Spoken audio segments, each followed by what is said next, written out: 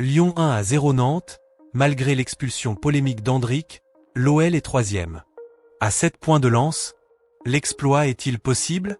Analyse complète. Salut les passionnés de foot. Bienvenue sur la chaîne. On est à la Beaujoire, samedi soir, 21e journée de Ligue 1. Lyon mène 1-0 grâce à un but magnifique de Pavel Sulk.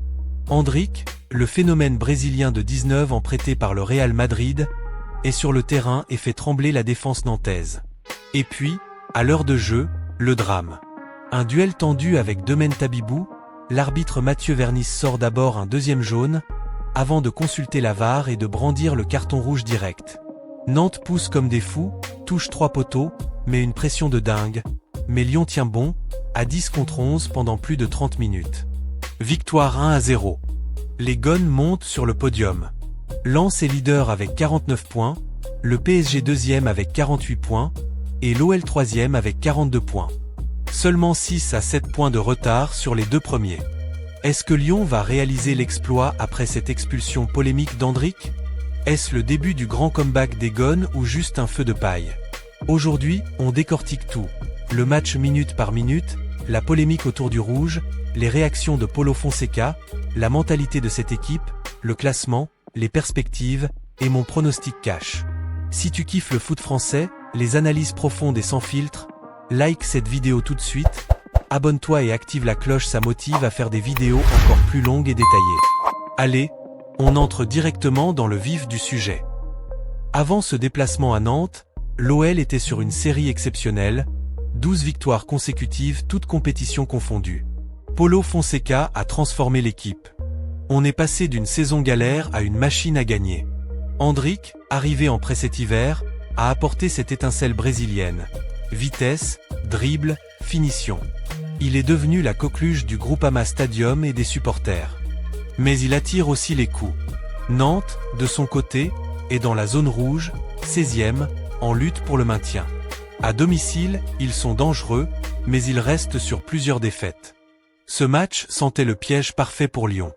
Fonseca aligne un 4-3-3 offensif, grève dans les buts, une défense solide avec Clinton Mata, Niakate, Abner. Au milieu Tessman, Morton, Nartet. Devant, Andric, Sulk et Morera. Les attentes étaient hautes, gagner pour mettre la pression sur l'OM, qui jouait le lendemain contre le PSG, et se rapprocher du podium. Commençons par la première période. Dès les premières minutes, Andric prend un jaune pour une petite faute de retenue, deuxième minute. On sent déjà que les Nantais veulent le museler. Lyon domine. À la 25e à 26e minute, le but tant attendu, Afonso Morera centre-tire depuis le côté droit, Pavel Sulk anticipe parfaitement et glisse le ballon au fond des filets de Lopez. 1-0 pour Lyon. Le Tchèque inscrit son 10e but en Ligue 1 cette saison. Un joueur discret mais ultra efficace.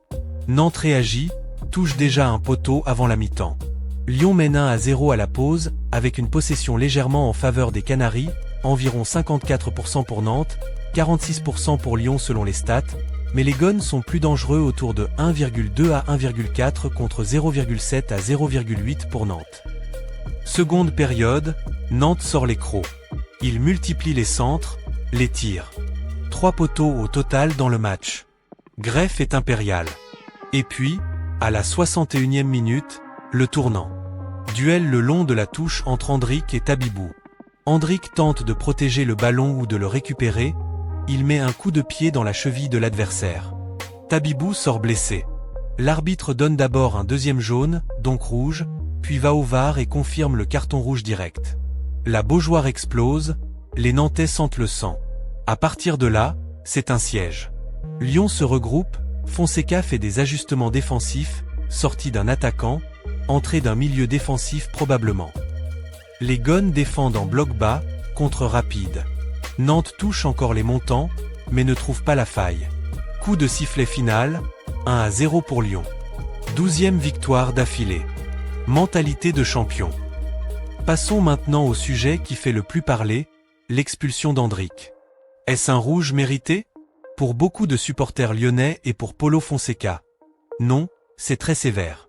Fonseca, en conférence de presse, n'a pas mâché ses mots, j'ai regardé les images.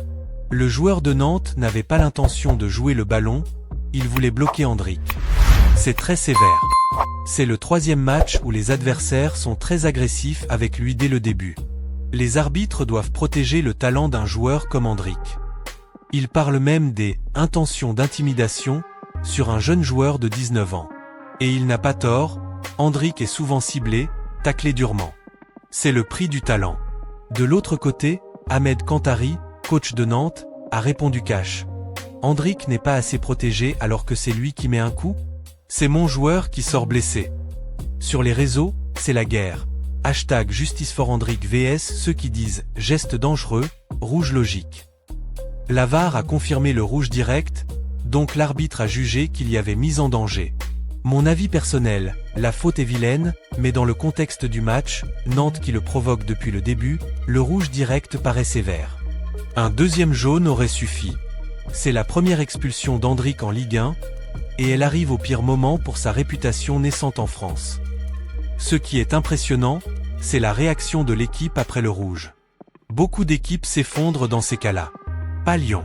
Défense héroïque, Niakate et Mata Imperio. Greffe décisif sur plusieurs occasions. Sulk qui a marqué le but décisif et a beaucoup travaillé défensivement. Le collectif a pris le dessus sur l'individualité.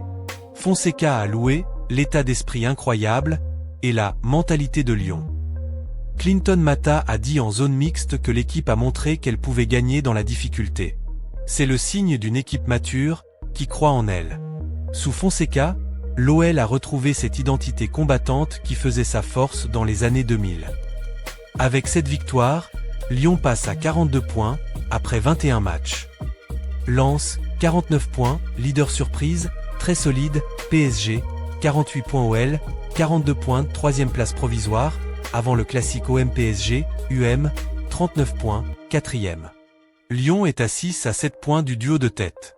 Avec encore beaucoup de matchs, tout est possible.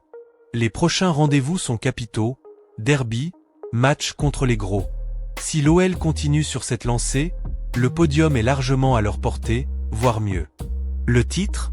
Difficile, mais en football, on a vu des miracles.